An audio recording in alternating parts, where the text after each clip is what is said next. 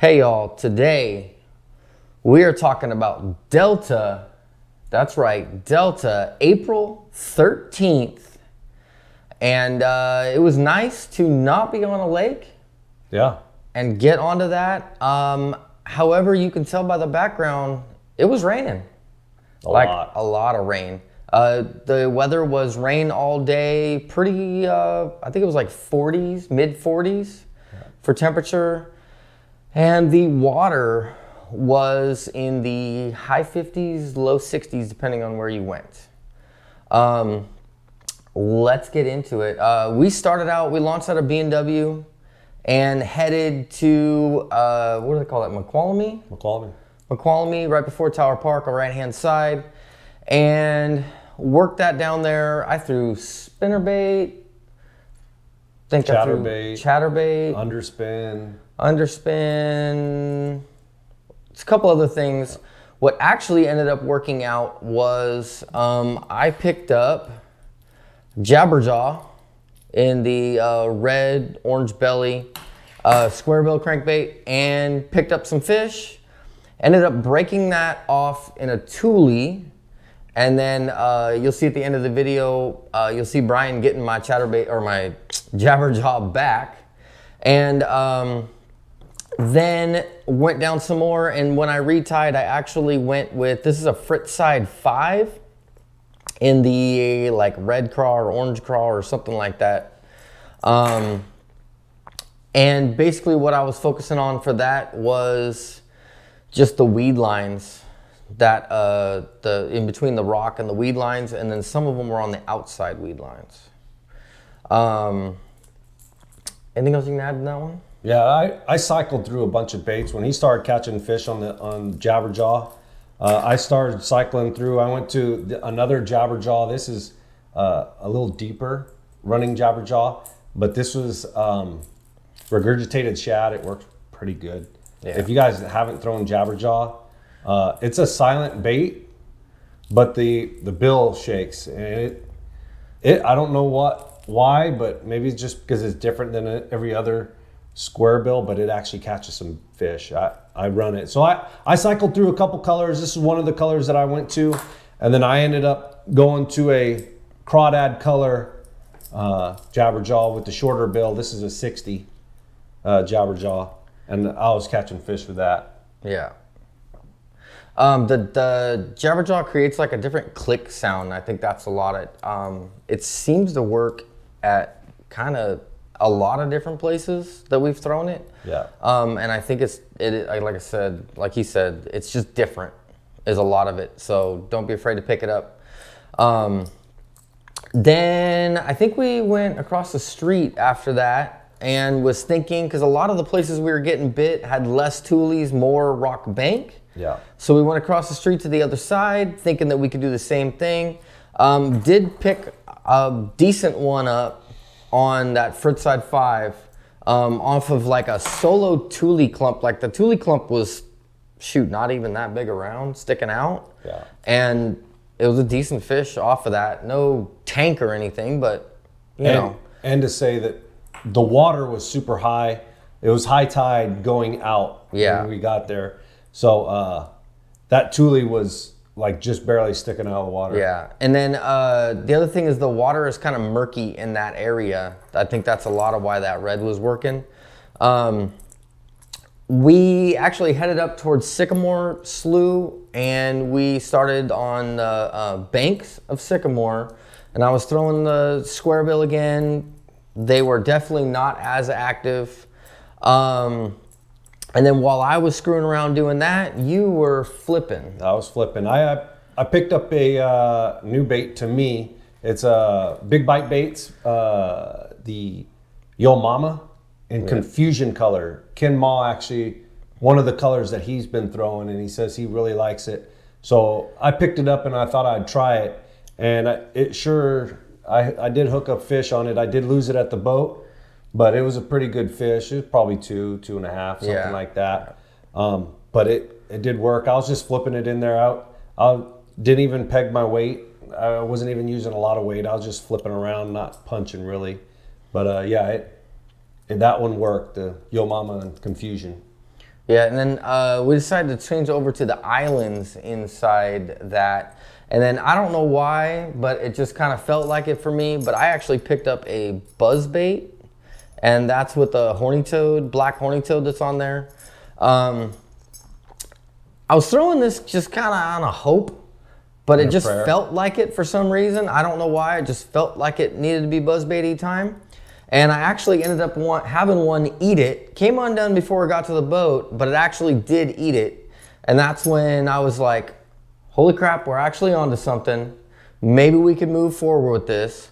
But I felt like this was just flying too fast. And we kind of talked about it a little bit. So what I did instead is I picked up the Whopper Plopper. This is the 75 size. So it's still smaller, but it has that bigger tail.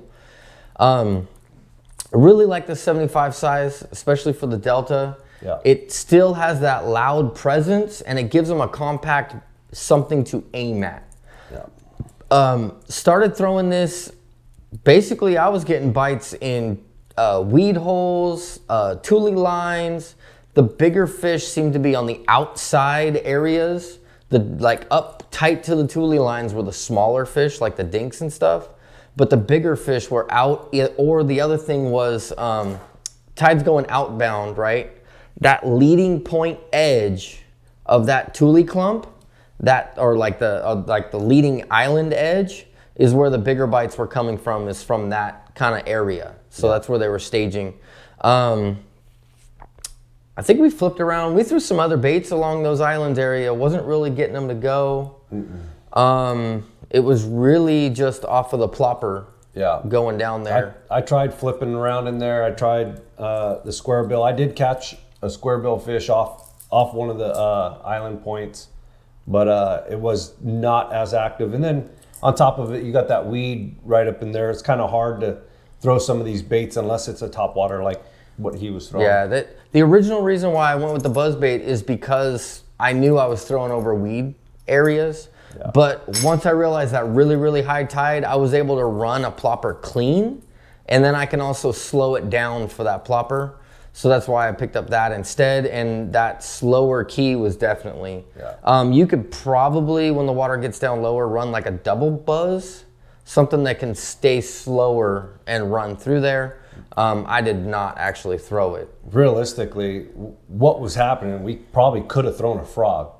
Yeah. I just didn't bring any frogs. I didn't think rain and storm was going to be a frog thing. Yeah, I did not. I did keep my topwater box in, but I definitely took my frogs out.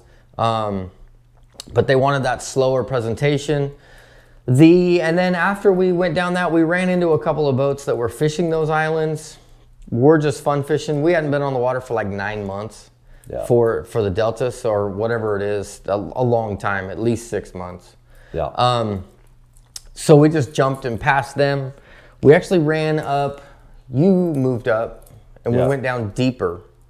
And then once we got up there, the water was a lot warmer and a lot clearer. Like, I don't know, how far visibility you'd say? Probably 4 or 5 feet, easy. Yeah, easy 4 or 5 foot of it was definitely way clearer than what it was in the McQualmie. Yeah, which was already clear. Yeah, the McQualmie was muddy or dirty, stained. And then we went up into Sycamore and it got a lot clearer. And then when you get farther up Sycamore, it got way, way clear. Yeah. Not great conditions to try and hunt down bedfish. Sure, there was bedfish. The water was in the 60s. Yeah, the wind was blowing. Wind was blowing. I mean, you could see in the background now. It's not nice. Yeah. But the fish did not seem to care. They definitely are in that springtime where a storm doesn't push them back.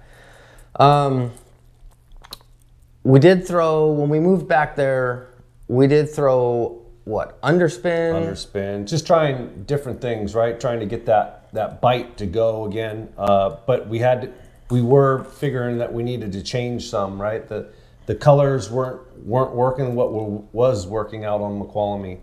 So James actually switched his fritz side. Yeah, since that water got a lot clearer, I switched to, this is like I think it's called citrus shad. I switched to that, started getting bit.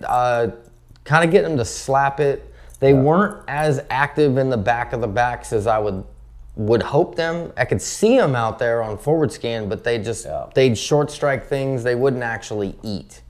So at that point, I had basically been froze out cold between the water and all that stuff, and I decided that it was time to head back for a hot dog. Yeah. So we headed back to the ramp. We were only on the water for 5 hours, maybe. Yeah. 4 and change, like 5 hours or so.